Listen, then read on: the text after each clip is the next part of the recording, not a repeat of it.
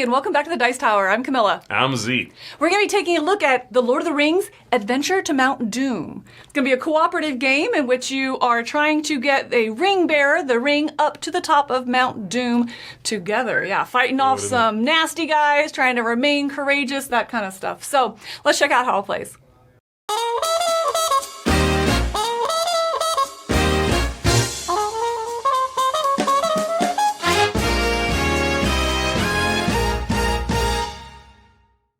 Let's take a look here at Lord of the Rings Adventure to Mount Doom, coming to us from Cosmos. This is going to be a cooperative adventure for 1 to 4 players, where we are trying to get the ring bearer here up to Mount Doom. So that is our win condition. If we can get the ring bearer here through all of the towns and here, all past the baddies up to the Mount Doom, then we win the game.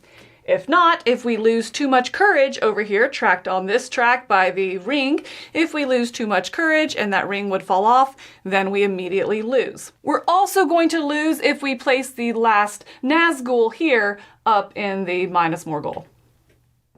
Alright, so on your turn, you are going to take the 2 black dice here, as well as 2 of the other colored dice over here. These are going to represent the different characters on the board. So for example, let's say that maybe we're looking to move Aragorn, we would pull out the blue die, and let's say Merry and Pippin, we'd pull out the purple die. Those are the options we're giving ourselves. So we would roll these dice, and you have to keep one of the black dice. In this case, they're the same, so we're going to keep a 4.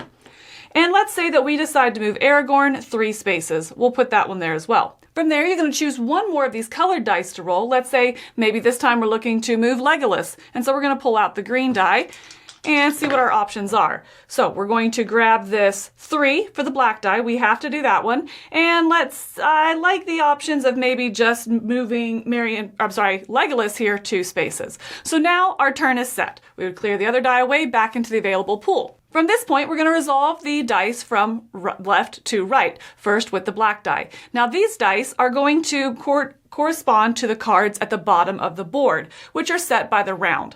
So we would resolve the card in the 4th spot.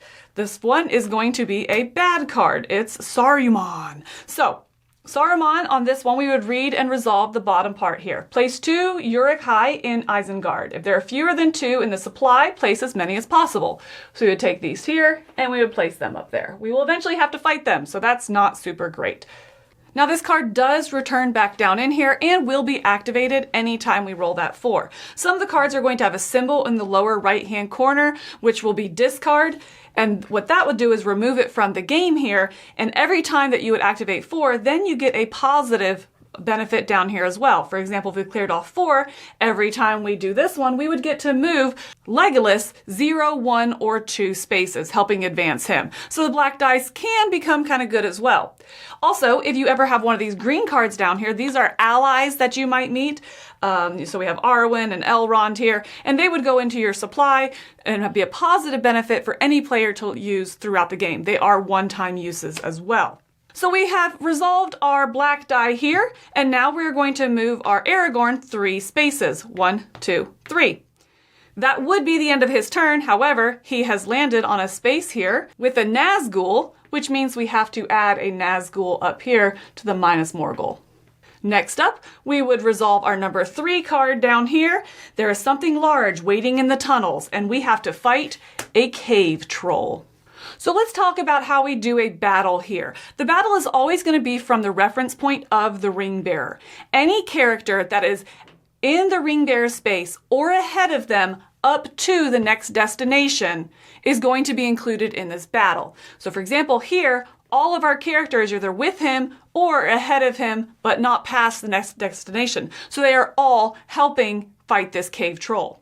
So we have a player aid here. We will roll our battle die. And on this one, well, this is a really bad one, actually. This is the Saruman. It is immediately lost. We have lost this battle because we rolled the one die, or the one side of the die that would make us lose. So that is an immediate loss. So in this case, we lose 2 courage, and this would bring our ring down. Again, that is our loss condition if this ring would ever fall off this track. But let's say there was a different result here. For example, let's say that we got Merry and Pippin here on the purple side of the die.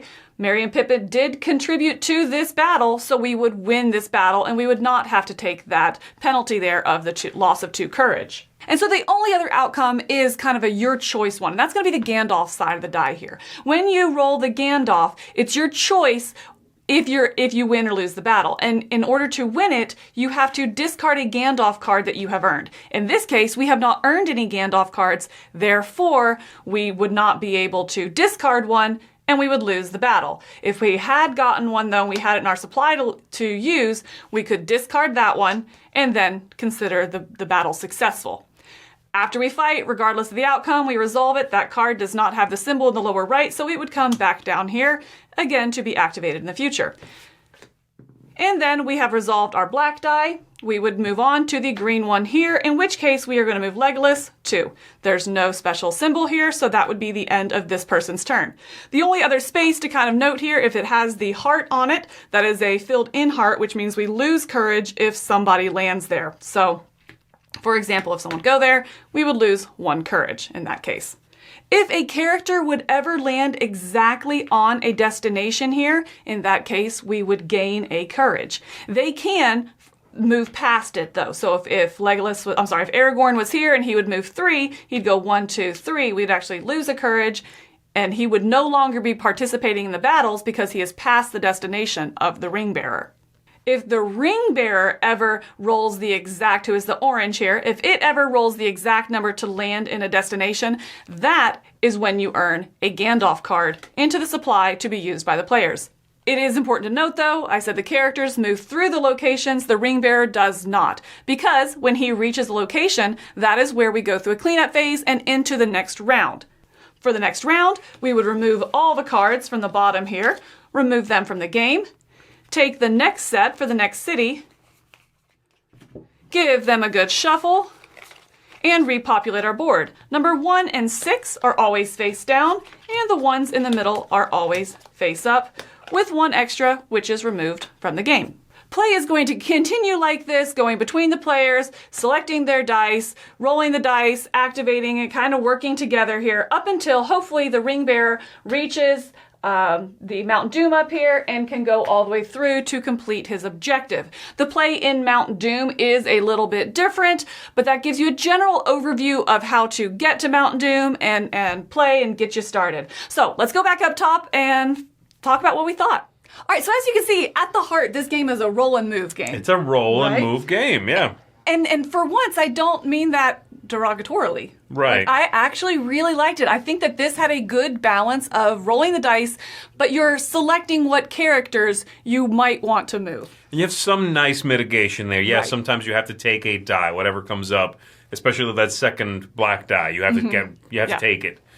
But there's some nice little sort of mitigation. Which dice color do you want to use? Which character are you hoping to move up? Right.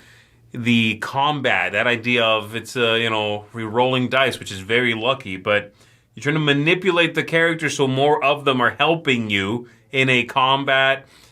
It's a roll and move, absolutely. But working together, managing the cards at the bottom of the board, lead to some interesting stuff. It's not the most strategic game ever, but it is not roll a die and move that many spaces, which is, I think, the problem. We associate roll and move mechanically with have 1 die in your hand, roll it and move, or have 2 dice, sum them and move that much. No choice. And this game is not that. Right, but I think because it has that mechanism, it has enough familiarity that it's a real positive to me. It has that familiarity of like, oh, I've played this game. Probably didn't like those games that much, but this one with that little bit of mitigation and I think kind of strategy that you have to think about. You have to cooperate and think, okay, of these characters, who do I want to move? Because we might be coming into a combat up here, and if that's the case, who do I need to make sure is in the right position to help contribute to that combat? Right. You know, because you don't want to leave the ring bearer too far behind. You want to keep him with his pack and move him up towards Mount Doom, but not fastest, because then he's out there fighting on his own. Right. And it significantly reduces your odds. I think that is just such a cool way to mitigate the luck of the dice rolls here. I really think I like the stages of this game as well. You know, and by stages, I mean you start in Rivendell, and then you go through, let's say, Rohan and Helm's Deep and Gondor, all these places you're familiar with, and each time it's going to reset that bottom of the board with the good and bad things, the black die actions. Right. You know, I really like those stages, and I like that they're tied so closely to the ring bearer. Thematically, it all comes back to the ring bearer. Right. Where is everyone else in relation to him for the combat? Where is he, which is what is setting the stages here and those decks. And it also kind of keeps you on your toes, because it changes, 6 or 7 times throughout the game. So you just started to get familiar. Maybe you just clear those cards off and you want that bonus action of moving an extra character a couple spaces. Yeah. But next thing you know, the ring bearer is there and it's reset. Right. So I really like the flow and the arc of the stages of this game. And I don't think I think it works out well for the length of the game, too. You know, it's that familiarity. Again, this is a game that manages to find itself a nice sweet spot between comfort food, familiarity, but interesting, choices, but also not a pushover. This is not a pushover game. It's tough. Like, it is not that easy to win this game. You're not, because mechanically it's simple does not mean that it's very easy to win, Right. And I like that. I think that's interesting. This is a great game for someone who is really into Lord of the Rings and maybe kind of into games, or at least is like, yeah, sure, I'll play a game. Oh, a Lord of the Rings game? Cool. Oh, and we're the Fellowship? Like, together? Cool. And and you're not throwing things at me that I don't understand, like tableau building. What is tableau? Roll and move, they'll get. You know what I mean? Mm-hmm. I like that. I think it manages to find a very happy place to live in, where what I assume is the target audience is going to be very pleased. Yeah. I think I had to keep that hat on as I was playing this, because there's not really a lot that I could say is this is really innovative. This is a neat way to do this. Right. Outside of the combat, I do think that, again, being from the perspective of the ring bearer and where he is in the party, I think that is probably the closest thing we get to innovation in this. Right. But if I have that mass market kind of hat on and I'm thinking about it, it lends itself to being very comfortable, but a unique blend of things that you're comfortable with. And so for that, I think if you're, who is this game for, you absolutely nailed it. And I think they really did a good job finding that target audience and catering to them in this. I think I do differ a little bit. I think it's a little bit too hard. And I don't love that when you get up to the Mount Doom, the last stage there, the game kind of completely changes and becomes... It does. Pretty impossible feeling, and so I do wonder. It's a different game also for the last few minutes, right? It is. Unless you died before. Which is very likely. And I agree. That does feel like, at the very, very last minute, I get why it's there. They want that final climb, that dragging yourself up the mountain feeling. But, unfortunately, by the time you get there, the game, if you make it that far, you're going to take a big breath and teach new rules. Right. For the last few minutes. And that, unfortunately, messes with the nice cadence of this game. And I mean, to that point right there, that's how the rule book is. It teaches you the whole first 3/4 of the game, and it's like, now go play and come back to the rule book when you reach Mount Doom. Yeah. And it's like, it is kind of that halt, and so I don't love that. Thematically, it's right there. But I think with the difficulty of the scale as well, part of the books and the movie and the lore that you love is it is this inspiring, yes, it's against all odds, and he makes it, and it's very inspiring, right? This is going to feel like, not like that. Like, it's against all odds, therefore you lost. It's very tough. It's really tough. And so that was maybe a little bit missed with that for me. But if you have anything else, I'll just jump into final thoughts here. Oh, let's get into it, yeah. I'm going to come in at an 8 for this game. I really enjoyed it, and I kept finding myself just comfortably excited. You know, it was comfort. It's kind of comfort food where it's like, I know these mechanisms. After my first or second turn, it's like, okay, now I get it. And I'm already seeing strategy, and it's a high cooperation. I love that the cards that come out, the allies, it's open information and everybody has it to work together. I think that's really going to sell to this people who are gamers but love Lord of the Rings and want something they can play with their family or their kids, or people who aren't really gamers. You know, that mass market, we used to say, like, get your games at Target, but that means something different now, I guess. But, you know, kind of that mass market and love Lord of the Rings, they're going to be able to pick up this rule book and get into the game very, very quickly. Right. And so I think who they were going for in this game, they absolutely nailed. For me, what kind of brings it down a little bit, like I said, is going to be that difficulty and just kind of that cadence, the arc of the game. I love the first part, but that Mount Doom is just too much of a, like, hang up, you know? So for me, but at 8.0, absolutely would recommend it and look forward to getting it to the table with multiple different play groups. Yeah. I'm coming in on an 8 as well. I really enjoy it. It's I like Michael Raynick, the designer for this game. I've always found that he's able to have a really interesting marriage between theme and interesting thematic, you know, jumping off points that he delivers in a very mechanical way without losing the soul of the thing, you know.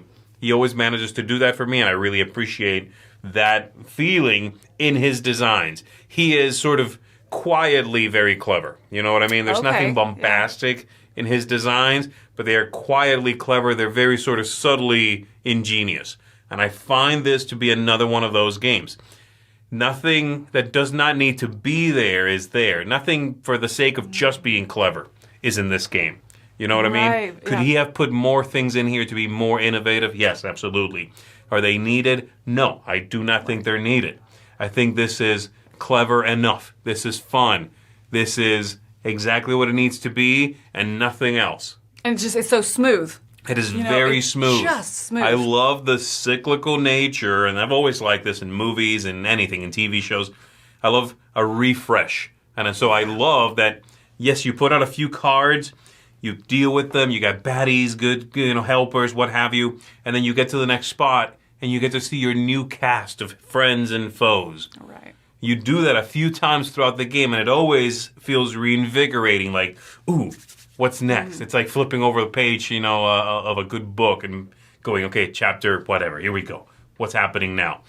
So I really enjoy that. It's, unfortunately, I think a game that is going to very much fly under the radar. It kind of looks like the Hobbit movie. Which I love that. You know, it has that look. It does. But I feel like it's going to have a hard time finding an audience. You know what I mean? People are going to look at this game and go, oh, awesome, Lord of the Rings, and then play and go, it's so light, it's like a kid's game. And then families with kids might not go for it because it maybe looks a little intimidating, you know? Right. Yeah.